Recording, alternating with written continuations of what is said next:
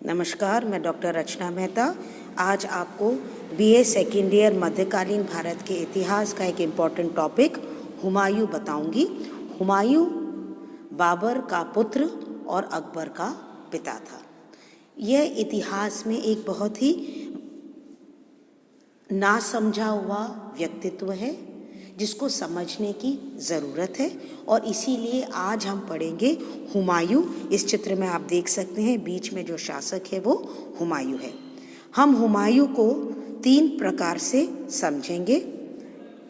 उसकी प्रारंभिक कठिनाइयाँ क्या थी, क्यों थी और किसकी वजह से इतिहास में उसको वह स्थान नहीं मिला है जो उसे मिलना चाहिए। सबसे पहले हम हुमायूं को समझ लें। हुमायूं का जो पीरियड है वो है 15 साल, यानी कि 15 सालों तक उसने भारत पर राज्य किया, 1530 से लेकर 1545 तक। वह बाबर का ज्येष्ठ पुत्र था। उसका जन्म काबुल में हुआ था और उसका पूरा नाम नासिरुद्दीन हुमायूं था। उसकी माँ का नाम माहिम सुल्ताना था। उसके 3 और भाई थे, कामरान, हिंदल और अस्करी। बाबर ने उसे अपना उत्तराधिकारी घोषित कर दिया था और उसके बाद वो उस बाबर की मृत्यु के बाद अगला शासक बना। मगर बाबर ने उसे यह भी आदेश दिया था कि वह अपने भाइयों के प्रति रहमदिली दिखाए।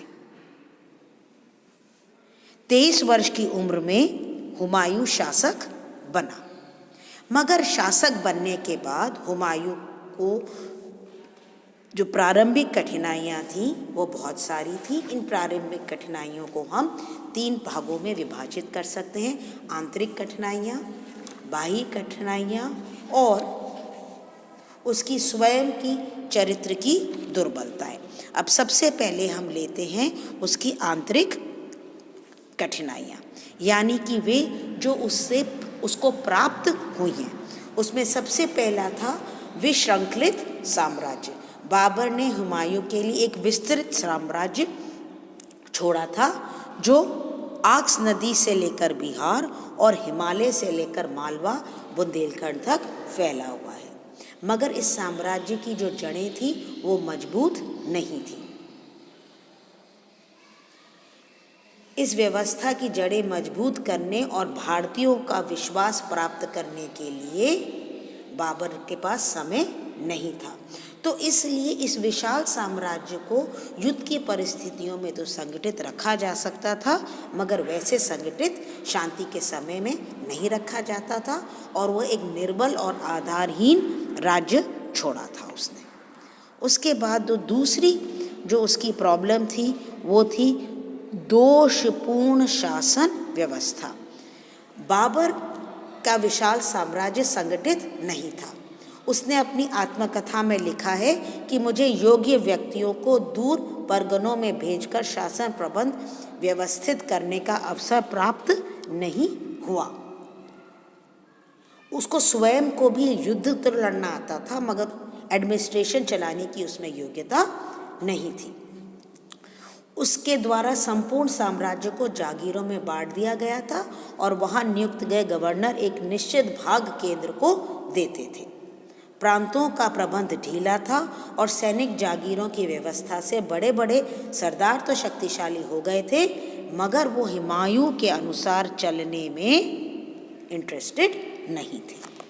तीसरा कारण है रिक्त राजकोष।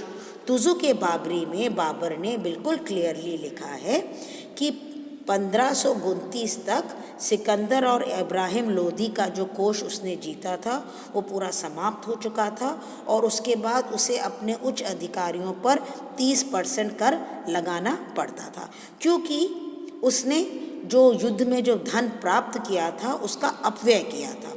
उसने उसको अपने पुत्रों और अमीरों में बांट दिया था।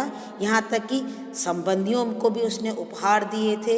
हेरत, मक्का और मदीना के साधुओं को भी भेंट दिया था और काबुल और बदख्श का हर व्यक्ति को उसने एक एक चांदी का सिक्का भी इनाम में दिया था। मगर इन सब से हुआ ये कि हुमायूं की कठिनाइयों में उसके आर्थिक संकट का बहुत बड़ा हाथ था, ये कहना है एक मशहूर अंग्रेज इतिहासकार रशबुक विलियम। इसके बाद एक और कारण जो था वो था उसके सैन्य संगठन का दोष। बाबर ने जो युद्ध लड़े उसमें किसी भी प्रकार का कोऑर्डिनेशन नहीं था। अनेक जातियों से सम्मिलित उसकी सेना थी, जिसमें चगताई, मुगल, ईरानी, अफगान और भारतीय थे, और इनमें किसी भी प्रकार का मेल मिलाप नहीं था, इनमें आपसी में दोष था। इसके अलावा हुमायूं के जो भाई और संबंधी थे, चाहे वो हिंदाल हो, चाहे अस्करी हो, चाहे कमरान हो, उसने सबको अलग अलग गवर्नरशिप दी थी। जैसे फॉर एग्जांपल कमरान को काबुल की दी थी और अस्करी को घाघरा की लड़ाई में लड़ा था। और मगर प्रॉब्लम ये थी कि चाहे वो हो, चाहे मोहम्मद जमान मिर्ज़ा, मोहम्मद सुल्तान मिर्ज़ा, मेहंदी ख्वाजा, इन लोगों ने किसी ने भी हुमायूं का साथ नहीं दिया। इसके बाद अब हम देखते हैं उसकी बाहरी कठिनाइयाँ, यानी कि आंतरिक कठिनाइयों तो हमने देख लिया, रिक्त राजकोष, सैन्य व्यवस्था, शासन व्यवस्था में दोष, सैन्य संगठन में दोष, हुमायूं के उसके भाई और संबंधी। अब हम आते हैं बाह्य कठिनाइयों में।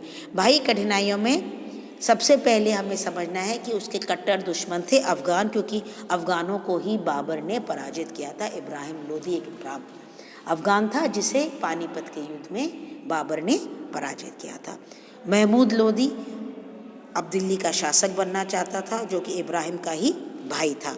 इसके अलावा शेर खान अपना एक स्वतंत्र राज्य बनाना चाहता था, और बंगाल का नुसरत शाह भी अपने आप को शक्तिशाली बनाना चाहता था। गुजरात में बहादुर शाह था, वो भी अपने आप को शक्तिशाली बनाना चाहता था। और इस कारण हम देखते हैं कि अफ़गानों ने बहुत प्रॉब्लम करी थी हुमायूं के लिए। अब तीसरा आता है उसकी चारित्रिक दिक्कतें, यानी चरित्र से भी हुमायूं जो था वो बहुत योग्य नहीं था। बौद्धिक योग्यता और साहित्य के प्रति अभिरुचि होते हुए भी दुर्भाग्यवश हुमायूं में अनेक ऐसी चारित्रिक दुर्बलताएं थीं जिसकी वजह से वह स्वयं अपने लिए समस्या बन गया था।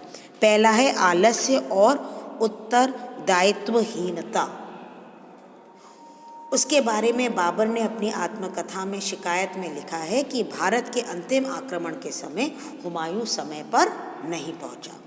गुजरात के अभियान के समय उसका सारंगपुर रुकना, गुजरात के विद्रोह के समय निकट होने पर भी उसके द्वारा अस्करी की सहायता न करना, गुजरात अभियान से लौटकर तुरंत शेरशाह के विरुद्ध कार्यवाही न करके आगरे में व्यर्थ समय नष्ट करना, चौसा तथा कन्नौज के युद्ध के समय युद्ध की प्रतीक्षा करना, ऐसी कई घटनाएं हुई जो ये बताती हैं कि उसमें आलस्य और उत्तरदायित्वहीनता थी। दूसरी जो उसकी चारित्रिक दुर्बलता थी वह यह थी कि वह अंधविश्वास में विश्वास करता था। बिना शगुन के वो कहीं निकलता नहीं था। आवश्यक कार्य अच्छे नक्षत्र में ही करता था। मंत्रों और जादू टोने में विश्वास करता था।